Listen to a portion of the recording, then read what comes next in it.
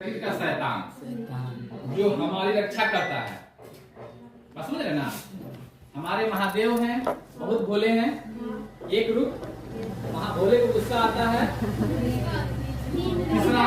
तीसरा खोल देते हैं। उन्हीं के अंदर में दोनों चीज है ना, तो ये हो गया तीसरा आंख। मतलब अगर कोई विपत्ति आएगी, किसी भी तरह का कोई गलत काम होगा तो ये जग जाएगा। एंटीबॉडी, एंटीबॉडी हमारे शरीर में हमारे रोग प्रतिरोधक क्षमता का एक पार्ट है, इम्यून सिस्टम का पार्ट है, जो हमारे शरीर में कोई भी चीजें आती हैं उससे निपटने के लिए तैयार रहता है। लेकिन ये एंटीबॉडी बनता तभी है जब हमारे शरीर में एंटीजन आता है, ये समझना होगा।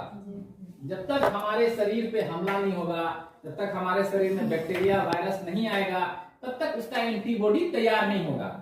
अलग अलग लोगों से लड़ने के लिए अलग अलग कला सीखनी होती है कि नहीं। कोई बगल वाली है, वो खाली चाय चाय चाय चाय गाली गलौज करती है, तो उससे लड़ने के लिए खाली गाली गलौज करेंगे। कोई पीछे वाला है, पत्थर चलाता है, तो उससे लड़ने के लिए पत्थर चलाना सीखेंगे, है ना। अलग अलग तरह के दुश्मन से लड़ने के लिए अलग अलग क्वालिटी आती है ना।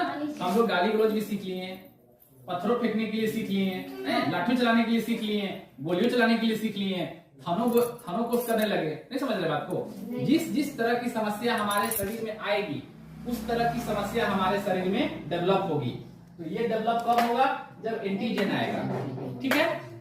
तीसरा है RH फैक्टर। इसका दो ही है कि RH फैक्टर जो है डी एंटीजन, अगर पॉजिटिव है तो डी एंटीजन है, नेगेटिव है तो डी एंटीजन नहीं है। समझ गए बात को। जैसे कि ब्लड ग्रुप ठीक है 4 है, ए बी और O, लेकिन एक प्लस है और एक माइनस है। अगर प्लस है तो उसमें डी एंटीजन है, प्लस नहीं है तो डी एंटीजन नहीं है। ठीक है।